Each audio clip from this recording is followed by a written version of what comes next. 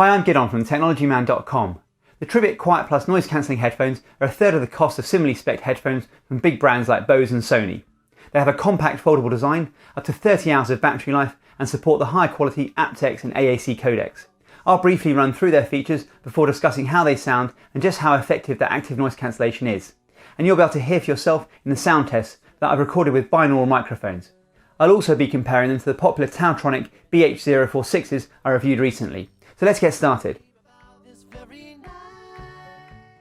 Inside the box you get a hard case with the headphones themselves, a USB-C charging cable, a 3.5mm audio cable for a wired connection and an instruction manual. There's no included airline adapter. Their foldable design makes them quite compact, measuring 175mm by 135mm by 70mm when folded, with their length increasing to 190mm when unfolded. Both ear cups snap into position with a positive click. They have a clean understated design with a matte black finish and subtle Tribit branding on each ear cup, which is more oval than round. Their design is similar to Bose's Quiet Comfort headphones. These are cheaper than noise cancelling headphones from Bose and Sony, but they're still more expensive than some ANC headphones I've tested recently from Empower and TaoTronics. They do look and feel quite premium with no creaking and seem like they could take a bit of abuse, although they don't have any IPX weatherproof rating. The headband expands with positive clicks, only needing a small amount of expansion for my head. The inside of the ear cups are clearly labelled L and R, which is a nice touch. The synthetic ear cup pads aren't as thick as some, but feel comfortable, as does the headband, which uses the same material. I did find I got quite hot ears with extended use on a long train journey. The ear cups don't rotate, but do have a small amount of movement around a central pivot, and I was able to get a comfortable fit, although they are on the smaller side, just fitting around my ears. They are fairly light at 260 grams, around 30 grams lighter than the Taotronics, and apart from getting hot ears as previously mentioned, are barely noticeable most of the time. The headphones are charged by the latest USB-C port, which is always nice to see. You can use the supplied USB-A to USB-C cable, but they'll also charge with a dual-ended USB-C cable, which isn't always the case. The status LED lights red whilst charging and turns blue when fully charged, which took 3 hours from completely flat. They're meant to support relatively fast charging up to 1 amp, but I got less than a third of that with various chargers I tried them with, even when they were empty. The left ear cup has no controls, just the ANC microphone and 2 vent holes at the bottom. The right ear cup has the power button with the volume controls either side, the ANC switch which turns on with an accompanying blue status LED, a 3.5mm audio import for a wired connection with the supplied cable, the USB-C charging port and the microphone for voice calls. Like the left ear cup, there's also the ANC microphone and vent holes. You can turn on ANC without powering on the headphones and even with a wired connection. It'll also work while the headphones are charging. But although you can listen over a wired connection while the headphones are charging, you can't use the headphones wirelessly. To pair to the headphones, turn them on with a long press of the power button until the status LED flashes red and blue, indicating they're in pairing mode. Tap on Tribit QuietPlus in your device's Bluetooth settings. To pair to a second device, turn them off with another long press and then again enter pairing mode. Turn the headphones off. When you turn them back on, they'll connect to both devices. You can now switch between your 2 pair devices by pausing playback on one device and starting playback on the other. You can connect to another device in the same way. The headphones will drop one of your previous connections. If you want to reset the headphones and delete all pairing records, plug them into your charger. Press and hold the power button and volume plus button together for 5 seconds. The status LED will flash blue for a couple of seconds, which is difficult to see with the red charging LED, but you'll also hear the headphones beep twice.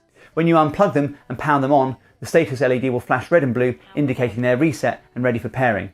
You'll need to forget any previous connections in your device's Bluetooth settings. The controls are well placed. I could use my right thumb to feel for the ANC switch, volume controls and power button, which is slightly recessed below the volume buttons. The power button has multiple functions, more than I'd like. A short press will pause and resume playback or handle phone calls. A double press and triple press are used to skip tracks forwards and backwards respectively. I always prefer a long press of the volume buttons for this function, which on these headphones just adjusts volume continuously. A 1-second press of the power button activates your voice assistant, but press it too long and you'll switch your headphones off. I've already discussed the ANC switch, which is also conveniently placed, but like most of the ANC headphones I've tried, it's all too easy to leave the ANC on and drain the battery. The 40mm drivers deliver a very good, well-balanced sound with a wide range of music I tried. They have excellent clarity while still maintaining good bass and mid-sound particularly good. There's little distortion, even at maximum volume, which is louder than I can comfortably listen at. The Taotronics have slightly more bass, but at the expense of some clarity, and they're not as loud. I found that overall the headphones sounded better with ANC turned on. The bass is more controlled and they have slightly improved clarity. But for some music, you might prefer the more open sound with ANC off.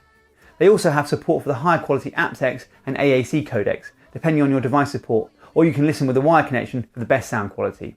There's no accompanying app to adjust EQ like on more expensive headphones, but you can use your phone's EQ settings. You can listen to the headphones in the following sound tests, with ANC on and off, and also hear how they compare to the TaoTronics BH046s. I've recorded the sound test with binaural microphones that capture stereo sound to try and provide the closest representation of what I'm hearing.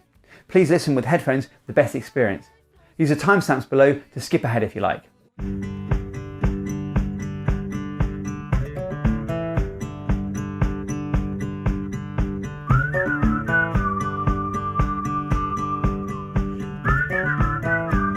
Have you heard about summer snow?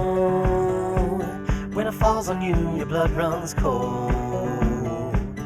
But don't you sweat your pretty skin, 'cause it melts away for it sinks in. And you dream about this very night, when the moon runs down the summer sky. Could it be the morning of the spring, when the sea runs dry and start to sing? Have you heard from the sky all about it? Down the river, high tide flows around it. Through the whispers of pines, I hear them sing. The headphones have hybrid active noise cancellation with dual microphones on both ear cups. Together with their passive noise cancellation, they do a decent job of quietening constant background noises like you get on a plane or train, or the noise of an air conditioning unit or dehumidifier. They're not so good with the more varied sound of a coffee shop, for example. They certainly don't completely block out background noise, and unsurprisingly, they're nowhere near as effective as headphones which cost over 3 times the price, like Sony's 1000 XM3s. I found them similar to the TaoTronics BH046s, and although Apple's AirPods Pro have much more effective ANC, the additional over-ear passive noise cancellation of these headphones results in fairly similar overall noise reduction, and I like being able to listen to music or podcasts in noisy environments without having to have them at maximum volume.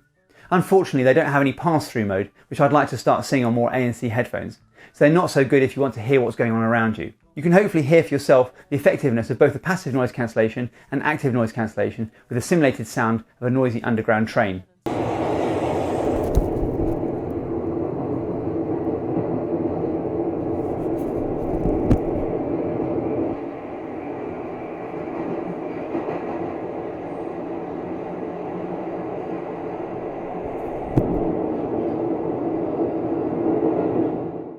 The headphones have a built-in microphone on the right cup with Qualcomm's Clear Voice Capture or CVC version 8.0 and do an okay job in a quiet environment.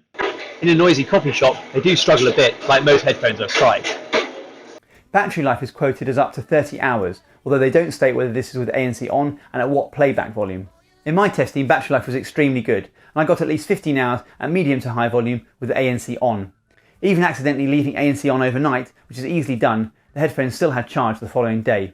They have the latest Bluetooth 5.0 and the connection was reliable and the range was good, easily making it to the next room of my house around 10 metres away. If you want a good sounding pair of over-ear noise cancelling headphones with a comprehensive feature set and don't want to pay a lot more money, the Tribit QuietPlus are definitely worth considering.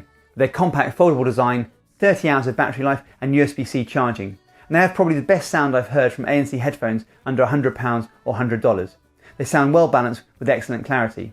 You'll have to pay a fair bit more for more effective noise cancellation, but the noise cancellation is still good enough for many situations. My only minor concern is the price. They are more expensive than both the TaoTronics BH046s and MPAL's H10s I reviewed recently, which have similar features. Although check the latest price down below, I imagine it will come down when they've been around for a while.